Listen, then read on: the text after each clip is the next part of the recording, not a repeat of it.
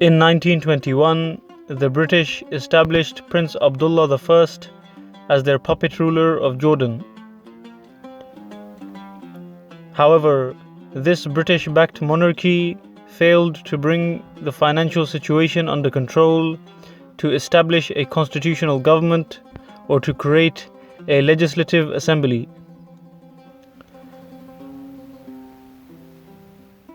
This, along with large-scale corruption, created huge discontent among the people. King Abdullah and the British faced resistance from Bedouin tribes, other Jordanian princes, and various Arab intellectuals.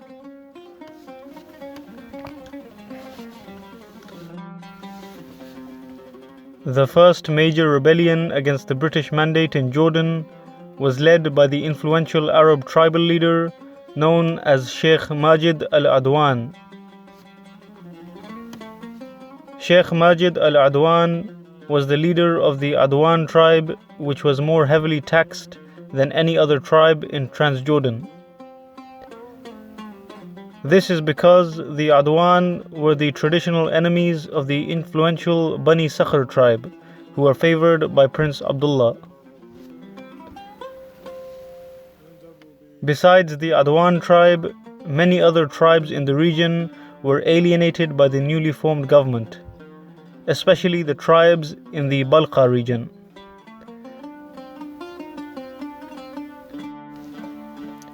Because of such marginalization, Sheikh Majid al-Adwan took the responsibility upon himself and provided social welfare and public security to all of these tribes. This helped him gain widespread support from tribes who were ignored by the British and the Prince Abdullah regime.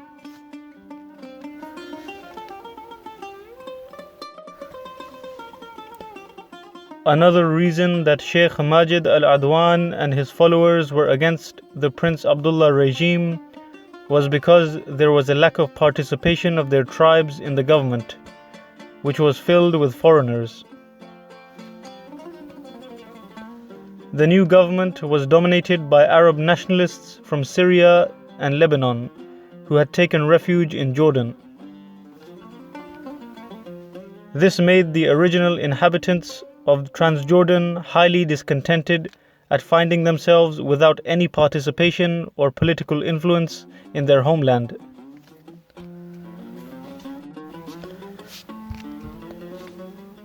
Sheikh Majid al-Adwan soon began speaking out against Prince Abdullah and sent him a formal letter which listed the complaints of the discontented tribes of Jordan.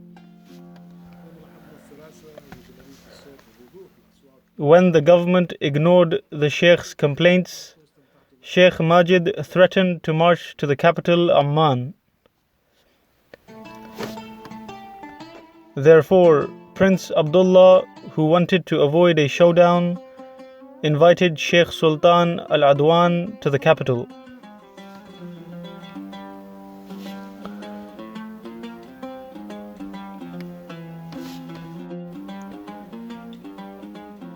Sheikh Majid al-Adwan entered Amman with 1,000 followers. Sheikh al-Adwan communicated their grievances and demands to the Emir. They resented heavy taxation as well as exclusion from the civil service. They demanded more participation in the political process and proposed the formation of a legislative assembly.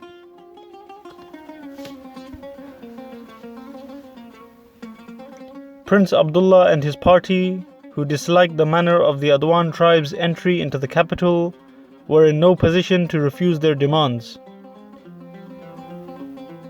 Fearing an alliance between Sheikh Majid and the Istiqlal group, which also opposed the government, Amir Abdullah decided to swallow his pride and pledged to visit the Adwan in their camps.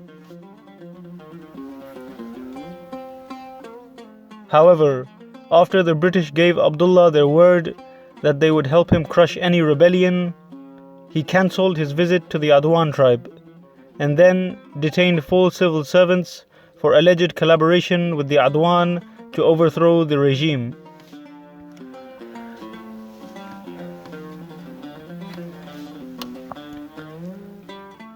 As a result, the Adwan, who were preparing for the Emir's visit, marched on Amman on September 1923, determined to end Abdullah's rule.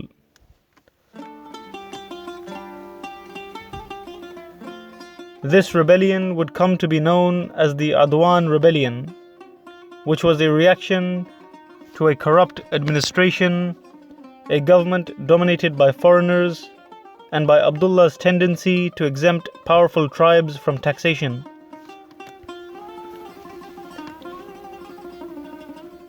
The rebellion was quickly crushed with the help of the British. Royal Air Force armored vehicles came to the rescue to rescue Prince Abdullah's troops from Sheikh Majid's 500 men.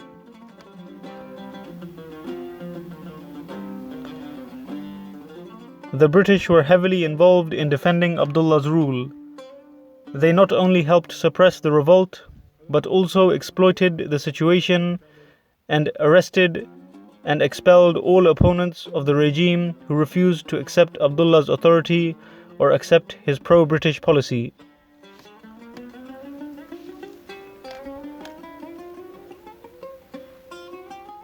Among those arrested was the famous Jordanian poet Mustafa Wahbi, who had connections with the Al-Adwan tribe and was tried on charges of conspiracy against the state.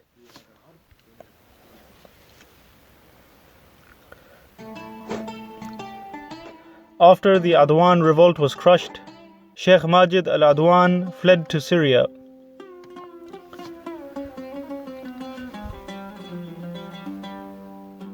However, soon after, Majid al-Adwan was invited back to Jordan to have a meeting and a feast with Prince Abdullah, in which Sheikh Majid al-Adwan shared his grievances and advised Abdullah not to become king.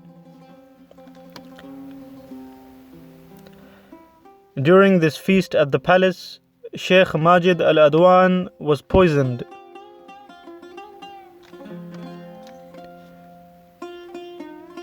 Later that year, Prince Abdullah became King Abdullah, the King of Jordan.